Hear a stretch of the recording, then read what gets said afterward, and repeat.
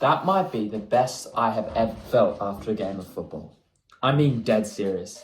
Arsenal 5, Chelsea 0. That is our 7th 5-goal win of the season, like 5-goal or more win of the season. But this one felt so much better because it came against Chelsea, a team that we dropped points to at Stamford Bridge. They absolutely outplayed us for 70 minutes. We came back with a 2-goal comeback, but it was not enough because they took points off us. It was just after we had beaten Manchester City. And now we respond with this unreal performance. The first half, I don't think we were particularly amazing. We were definitely good, but if I was to try and nitpick, it wasn't as good as some of those other insane performances we've seen. Like, the dominance that we showed was nowhere near as much as the West Ham game in the first half. In the second half, oh my God. Oh my God, that second half, it was just beautiful. Absolutely beautiful. To score 4 goals against Chelsea in 45 minutes is unreal. But where can I even begin? It was an incredible display. I will still nitpick because there are some things I do want to talk about that annoyed me. But how can you nitpick a game like that? I'm still in awe because I was not expecting that. I was expecting this to be a difficult game because Chelsea, the way that they perform this season is they play at the level of their opposition. You know, when they're against horrible shit teams like Burnley and Sheffield United, they will play shit. But when they're against teams like Man City, like Man United, who obviously aren't that good, Liverpool, well, except the game in Anfield, they play well. But this was different. They were atrocious. And I feel like Chelsea fans should be more disappointed in that result than Arsenal fans are happy because we've been here before. We've beaten teams by crazy goal margins. Even West Ham, who were literally above Chelsea in the table, we beat 6-0. But this felt different just because of the rivalry, just because Chelsea have this historic rivalry with Arsenal that it just made it feel so much fucking better. And they're really turning into Cole Palmer FC. This is the Chelsea Football Club without Cole Palmer. This is the state of that football club without Cole Palmer. But I don't want to spend too much of this video talking about Chelsea. This is about Arsenal. And what a fucking win that was. I'm going to get to the nitpick stuff early because I want to just go crazy about how good this result was. But that first half especially did have some moments. I feel like the way we let Chelsea grow into the game wasn't good enough. You know, we dominated them in the first 10, 15 minutes. We played amazing, scored that first goal, you know, challenged them again. But we let them grow into the game and we gave them some good chances to score. One where Nicholas Jackson took it along the wing, outran Saliba. He was, despite the fact that he was absolutely dreadful in front of goal like always, he was... Outside of that, he was actually creating some stuff for them. He was actually trying to make something. And when he sort of like cut it back and it like hit Gabriel and went into the post, that was the moment where it wasn't great. When he put Gabriel on the floor, on the ground, I think that was in the second half, and then completely missed it from a yard out. Crazy. But if they've got a good striker, they convert that. And the other thing I wanted to talk about, and I'll get into it more in the player ratings, is Arteta. Because obviously it was a magnificently coached game. I still question his substitutions. Because why would you keep Bukayo Saka on that pitch for so long? When we are 4-0 up, he is still on the pitch. We take other players off in the 72nd minute and we leave on Bukayo Saka. Why? Give him a rest. But that's enough for the nitpicks because we just beat Chelsea 5-0. And I'm going to shut the fuck up. And I'm going to go into why that was an emphatic, beautiful win. That second half, man. I know I've said it, but it was just incredible. The sheer level of dominance that we showed in that second half. let's bring up some stats from this game. I always love getting into the stats. So in the first half, it was actually quite tight. They had much more of the ball in this game just because, stupid passes. But I mean, our XG, 3.42. That's a very good XG. We clearly outperformed it. But yeah, again, conceding 7 shots and an XG of 1.7. Defensively, I don't think we were completely it today. 4 big chances to 3. They had 3 big chances and couldn't score any of them. Crazy.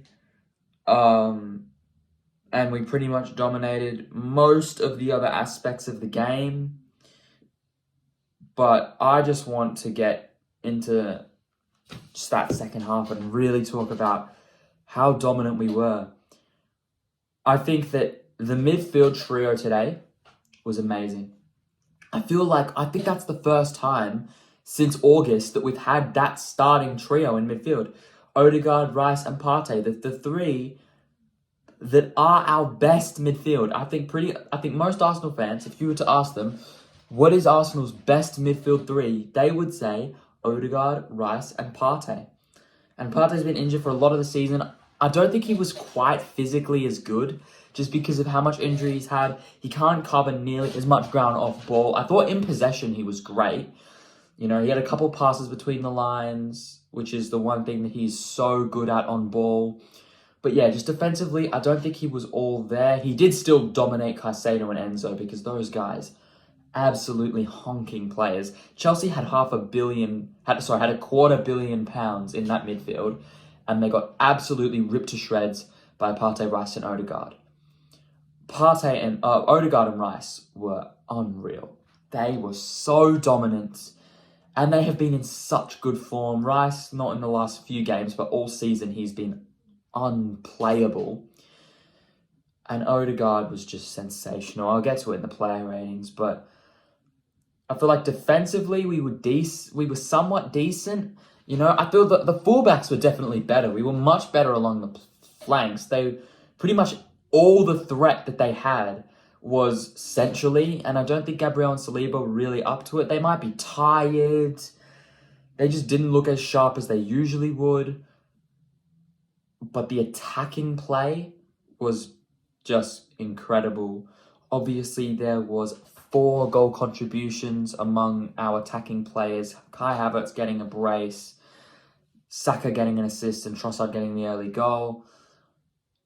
But it was just an unreal half of football that is going to be a huge confidence boost because obviously our form hasn't been great. We did win 2-0 away at the Molineux, but it was by no means some emphatic win. It was just a game where we were able to scrape by. But this was different. This was back to the Arsenal before the Champions League quarterfinals, before April, where we've been smashing teams, dominating games, winning easily. And I hope that in the business end of the season we see that Arsenal, because we are 4 points clear of City, but City have 2 games left to play. We've done our part. All we can do is win the last 4 games. Win at Spurs on the weekend. Win at Old Trafford, and then obviously win our 2 home games to Bournemouth and Everton. That's all we can do. We can't affect the City game at all. We don't play them or Liverpool. We just need to hope that City drop points and that we win and try and win all our games. It's obviously great for goal difference. Our goal difference is unreal. We have got a plus 56 goal difference, which is 12 ahead of Man City's. So if it goes down to goal difference, odds are the league is ours, but they still have to drop points before then. And yeah, I think that this game is massive because we dropped points to them away, got outplayed away, and this just shows that This showed that we are able to prove that we are the better team. And I've thought this all season. The way that people like to bash Arsenal and bash the fans, that we've had a good game when their only criticisms are Arsenal fans over celebrating. I saw some bloke on TNT say that we that our fans need to stop celebrating when there's still 4 games to go. Are you out of your fucking mind? We've just beaten one of our biggest rivals 5-0 at home. 5-0 at home in a title race. To go 4 points clear at the top of the table, 4 points clear of City, 1 point clear of Liverpool. No, I'm fucking stupid. We're 3 points clear of Liverpool. And the fact that they can't criticize the performance at all. People will nitpick the performance all they want. All they can say is that we over-celebrated. It just shows how fucking good we were in this game. Let's get to the player ratings. Starting with Raya, I'll give him a 6. Not because he was not because he was average, but he just didn't really have anything to do. He only made 1 save in the game. His distribution was not the best. Yeah, it was just an average game from Raya, so I'll give him a 6. Just was not called upon because the threat that Chelsea did have, they had Nicholas Jackson spraying the balls off target. Even though I don't think we were very defensively solid, he still didn't have much of a job to do, which just shows the state of Chelsea right now. Saliba and Gabriel, I'll give them both 6s as well. It's not that they were bad, they just weren't up to their usual selves, you know? They had a few moments where they were sloppy. I definitely think that Saliba was probably the better of the two. But yeah, like Saliba getting outrun by Jackson, Gabriel falling over when he should be defending him, they're clearly tired. Luckily, it didn't come to bite us in the arse, but it very well could have. Tomiyasu, I'm going to give a 7. I thought he was great. Yeah, he was very good. He had a chance early in the game where Odegaard played a great ball over the top that he could have put into the back of the net. But he was very defensively solid, although there was a moment where it was a 1v1. I can't remember who it was with. I think it was Madueke. It would have been because Madueke was the right winger. There was a 1v1 and he just, isn't able to win the ball when he really should have. It was a very favourable situation and he just sort of went to tap it, but it was a heavy touch and then Madueke gets the ball. It results in nothing, obviously, but yeah, still just had that one moment, but other than that, he was very solid. Ben White. Oh my God, Ben White. I've said it, this guy, since the start of 2024 in the Premier League, has been the best right back. He's been the best right back, probably even the best fullback in the league since the turn of the year. Just because Trent's been injured, I still think Trent is the best fullback in the league. But on form over the past 4 months, he's been the best. He's been unreal lately. He's been incredible. And today was one of those performances. Those overlapping runs with Saka, he provided so much. Did not give Mykhailo Mudryk even a sniff. I forgot who Chelsea's starting left winger was just because he absolutely pocketed him. But then those 2 goals. Got something in my eye. He scored 2 goals today from Ben White. 2 goals. I don't think he'll ever do that again. The first goal was a great putback finish, but the second goal, oh my God. That last goal, fuck me. That last goal, see, it was either a fluke. It was either the Mudryk goal, which I'm leaning more towards a fluke. Yeah, that looked like a complete fluke. Or it was the best finish I've ever seen. The way he just taps it and it just floats into the top corner. It was a beautiful finish. He was unbelievable. 10 out of 10. I don't give a shit. 10 out of 10. Somehow he doesn't even come close to the man of the match, even though he was a 10 out of 10. Declan Rice, 9. Oh no, it would be Partey first. Partey, I'll give a 7. No, yeah, I'll give him a 7. I'll give him the benefit of the doubt, just because of how good he was on the ball. Wasn't amazing in defence, but didn't really make any... he didn't lose the ball too much, but it just doesn't really cover as much space as he used to. It's probably because of the constant injury. Look, as much as I love Thomas Partey, there was a point in time when he was arguably Arsenal's best player. I think it's time to move on from him. I do, because to free up space to sign a player like Zubimendi, who I would love at Arsenal, Zubimendi, Palhinha, maybe even Onana, a player like that at Arsenal, we would probably need to free up space, and Thomas Partey is one of the players that could go. And it saddens me to say that because You know, he's been so good for us over the last few years. But Rice, as I said, 9 out of 10, dominated. Absolutely dominated that midfield. Yeah, he was just incredible. Incredible. That was one of his best games. I was just in awe of that performance. In awe. What's been really interesting is at the Emirates against the big teams, he has performed every single time. Except for that Villa game, but that Villa game was a joke. He's been just outstanding.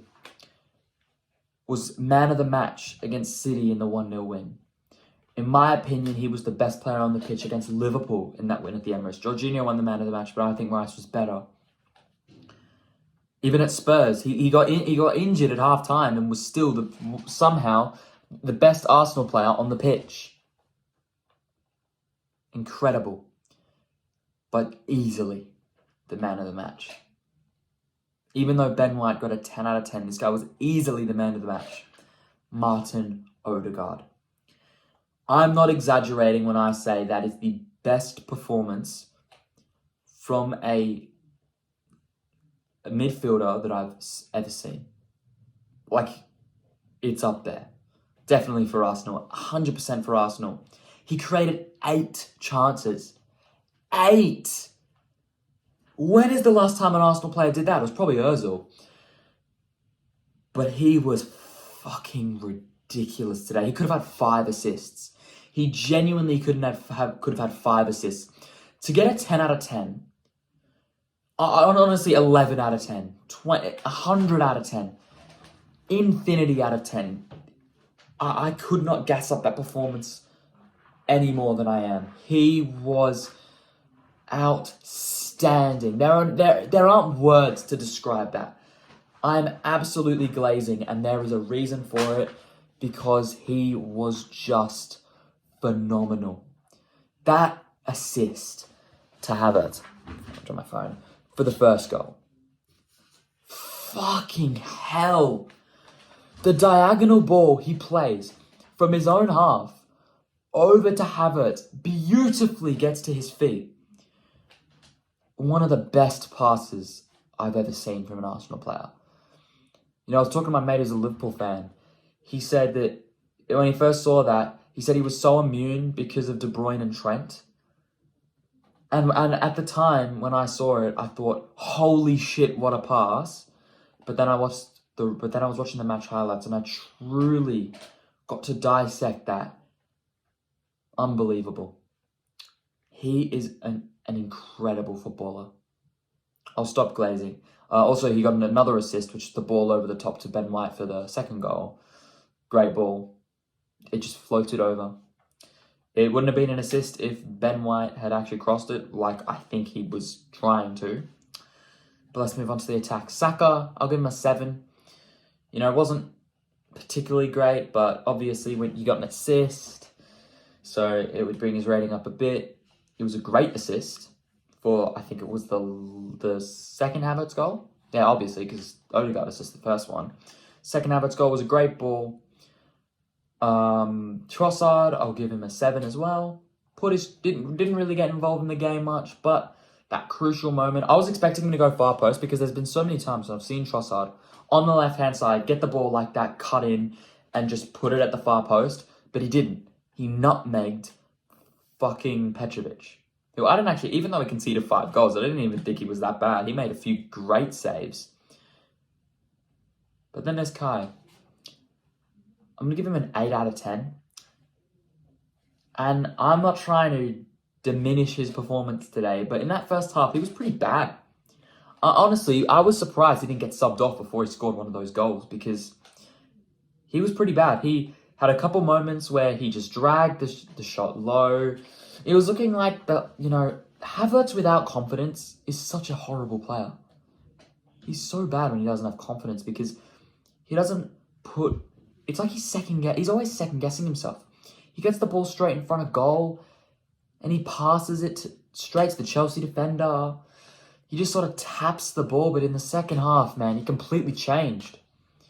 Both goals were great finishes. The first one sort of a little bit over the keeper. And then the second one, just unsavable. Shoots it off the post into the back of the net.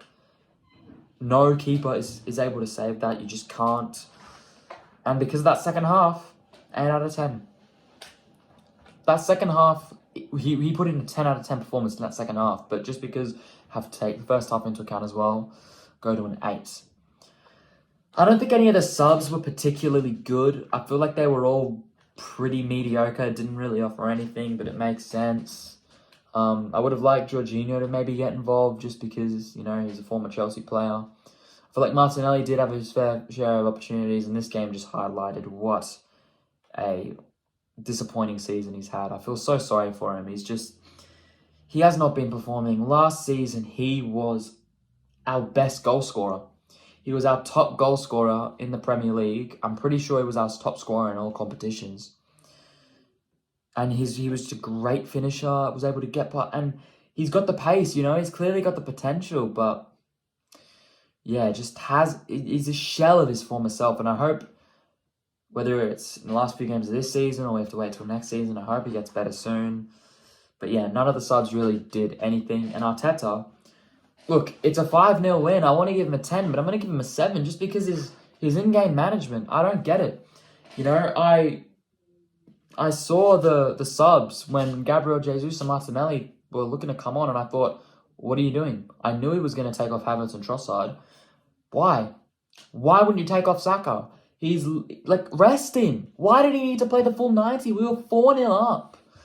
He didn't play the full 90. He got subbed off in, the 82nd minute or something. So he only played an extra 10 minutes. But still, Havertz is on a hat-trick, full confidence, and you take him off instead of Saka. Why? Leave Havertz on. Let him try and get his hat-trick. With a physical striker that's literally just pressing, you can leave him on for 90 minutes. Whereas Saka, who is getting kicked all the time by defenders, why didn't you take him off? So, yeah. I know that this video, it seems like I'm being critical for no reason. I really want to highlight that this was just an absolutely amazing performance. But, I want to nitpick with this team when there are things I don't think we're doing well. I'll talk about it. That's the whole point. So that's the video. Overall, an incredible win. We obviously have the big game on the weekend. Spurs. I'm fucking excited, bro. We can't fall off. There are no excuses. No Udogie. No Udogie for the rest of the season. Porro and Richarlison are probably going to miss the game. No excuse at all. If we can play like that, we can beat Spurs, definitely. And we have to win our last 4 games. If there's any hope of us winning the league, we have to win our last 4 games and hope that City slip up. What a fucking win, Arsenal. Oh my God. Come on, you Gunners, man. Yeah.